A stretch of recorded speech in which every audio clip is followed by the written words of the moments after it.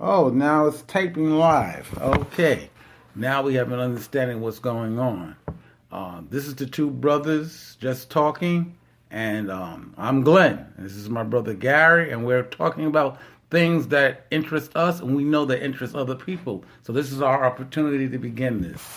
Okay, I like to talk today about the dominant culture and its fears of itself and the things that it does about those fears. I mean, we could look at the bombing in Oklahoma City. See, the greatest fear in America is not from the coming from the immigrants; it is coming from within.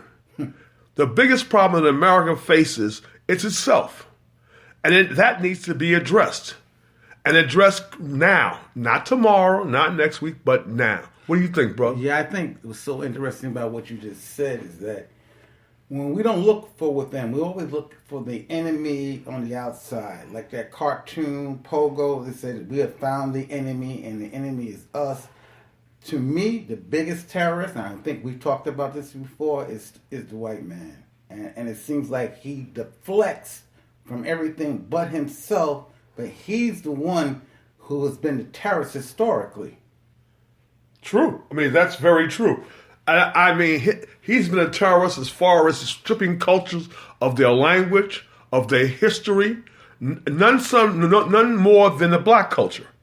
I mean, I applaud the cultures that still maintain their languages, their traditions. And these are the people who, when the wars were fought, they went out and fought for America. So why does a dominant culture think it's necessary to destroy their culture in order to force to their own? And it boggles me. You know what's interesting when you said the word, a key word to me is like that dominant culture. I find that interesting because that's how they perceive themselves as being dominant.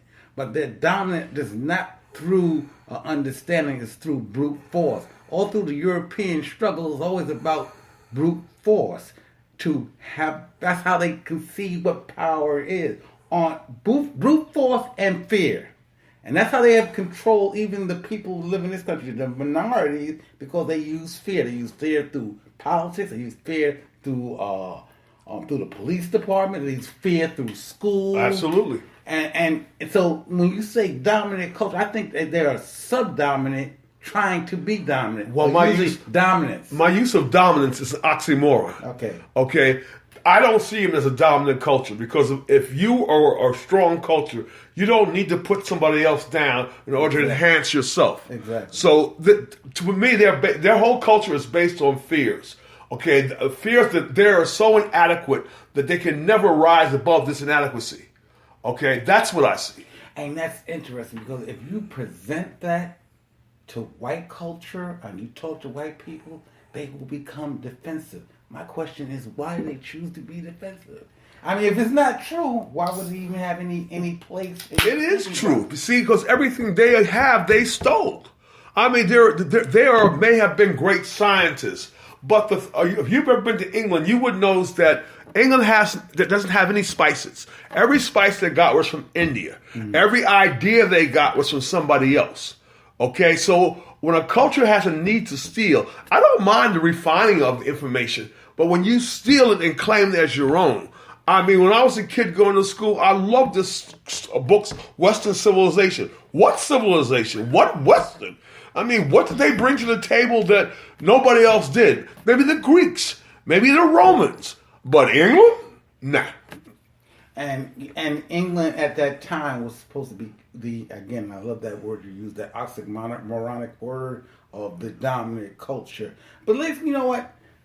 It was interesting you said England. So the birth of America was the leaving of Europe to come to, quote, New World, unquote, with actually different thinking, but actually with the same thinking, because in reality, all they've done was to bring that same thinking and European thinking into America, and they changed. Let's, like, for example, when they came into this country, the Native American was here, and in the beginning, while they were here, they didn't want any help per se, or then the Native American didn't know what they were. So these white new settlers were dying by the thousands, only until the Native Americans showed them how to utilize the land for them to survive, then they were able to survive. And they showed their gratitude by saying, we're taking everything that you've had and make it our own. That's their gratitude. True that. That's their mindset. But when you bring that to the table as a narrative, as a conversation to talk about this being dismissed and saying that those people were inferior to them, even though they knew more than they did, but it justified them taking over their culture. Well, see, that's the problem with people who think that their rights are God-given or God-driven. All right? Here are people who, if I'm like Sinbad, I remember a joke he told a long time ago that when the first Americans came, first settlers came to this country, the Indians should have just gave them some water, gave them some food, and told them, keep it moving, keep it moving. All right? Because this so-called dominant culture, their whole idea is that they have a right to expand. They have the right to grow, that America was given to them by God. Well, if God's the kind of God that the kind of father that I believe in, America was given to everyone. And the folks who were already there were reaping the benefits. Exactly. So all of a sudden here you come in, you want to take from them so you can feed yourselves, but you steal their ideas. Half of the American soldiers right now are using tactics first started by the American Indians. Okay? But there's no acknowledgement of this fact. Okay? Yes. The secret forces or special forces all learned their tactics from the American Indians and from the Vietnamese, just to let you know. And it's so good about this. So, you look through the education part when you and I were going to school and how, America has the ability, matter of fact, they even do it now. They're revisionists. Oh, God, yes.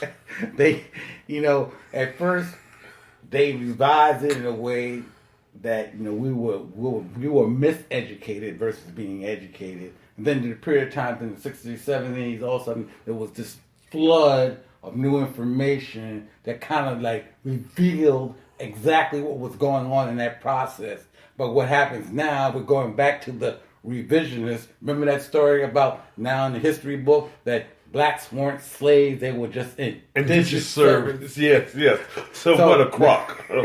So what we're doing now is that we're miseducating the people as a tool to control the thinking. Remember, we always talk about this. The thinking process is easy with American people because they have the mentality of sheep. Right. I say it, you follow. That's why we use that word. That's why I love the word bah. Yeah, because there's no thinking in this. I mean, just imagine that we're actually having a narrative or a discussion about a person like Donald Trump who has the ability to become president of the United States. He's America's Adolf Hitler. And that's how I perceive it. He's an America's joke. And the fact that anybody who's willing to listen to him shows me what they are. Look, we need serious people.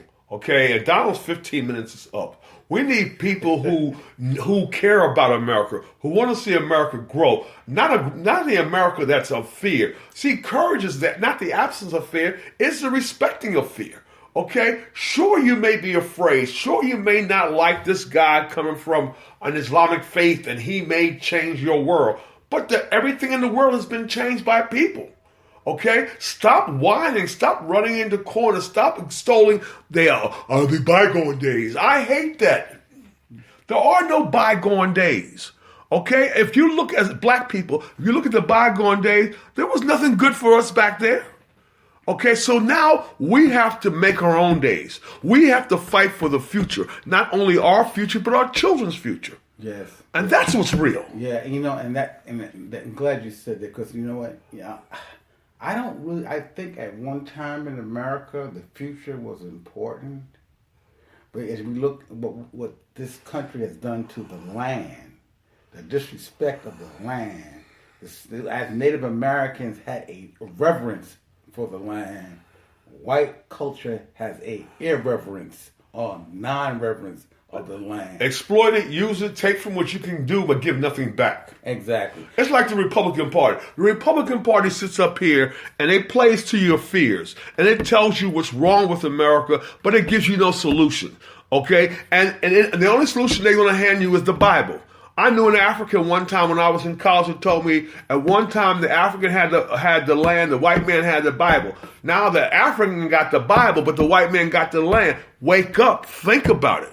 You have to educate yourself. You have to be able to stand up, and you have to know who the enemy is, and the enemy is us. And on that same line as you're talking about, there's some responsibility that we have to take. You know, we've been, and I think Malcolm said we've been bamboozled. Yeah, long enough. and the point about the bamboozled concept, it still exists. You know, you listen to young black men and women, and they like giving up, or they believe that they've created a new way of acceptance, or not acceptance, or create a new kind of generation. We don't have to assimilate to be successful, but the things that we do should be lasting. Like, in other words, what type of legacy are we building for the future? Going on the same line as you're talking about, but then we're as guilty because the legacy, the fight is fixed. Yeah. As far as white people do in terms of black people. But as we do, we fall right into the trap that's been fixed. Well, I say, my brother, let's acknowledge assimilation. When I used to live in the Bronx, I've met kids of all color, all mixed up. Let's first acknowledge assimilation. Let's acknowledge that America is a melting pot, and that all these people who are becoming the new generation that's coming up is going to be mixed with everything. Like you and I are mixed right now. Mm-hmm. Okay, let's acknowledge that. Let's get away from this fear that by acknowledging the fact that you have more than 1/4 this, 1/4 that, it makes you less than whole. The white man has a lot of quarters in him too, and some of them quarters are black. Right. But he's so busy running from it and denying. I bet you if you look to check that every racist group and all them folks who will holler nigga, nigga, nigga, you're gonna find a nigga. Yeah, and the funny part about that is that this assimilation was created through the slavery period, where absolutely where the massa thought it was all right, it was his job, or his privilege, duty. I'm with you. And to rape, and pillage, the women on this plantation. Yeah. So that being the case, and I agree with you. I mean, it gets to the point like, how dare you even look down on the part of you that exists inside of you because of that type of thinking that's created. And I agree. When we start to see beyond, I mean, Shelby Steele, to digress for a second, Shelby Steele, who was a neoconservative black philosopher, sociologist, said, we should be judged by the and I think Baldwin said the same thing, we should be judged by the character of who we are. Content of your character. It's who you are inside defines who you're not the color of your skin. Because if you look at a lot of these white folks, and they think that the only thing that makes them unique or special is the paleness of their skin, it's ludicrous to even think like that. And they believe that no content of who you are justifies your behavior. Chuck D, Fear of a Black Planet. Yeah. That's what it is. They're fearing that if minorities get together who are more powerful than they are, all these countries we're talking about, so-called dominant countries, are on the wane. They're not rising up anymore. They have no more to offer other than their history.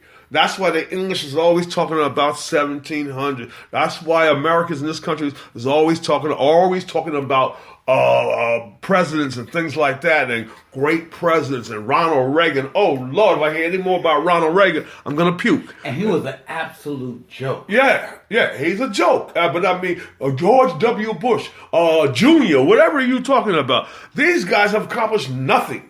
And see, that's the whole history of America. This is what the real America wants. And if you don't know who the real America is, watch who signs your check. It's not your president. It's not your representative. They serve them. The real America is the wealth. The 5% who own 95% of the wealth. They are our controllers. And that color that motivates them is green. Exactly. And and they create this. There's always, especially that, when you look at white folks, particularly poor white folks, not just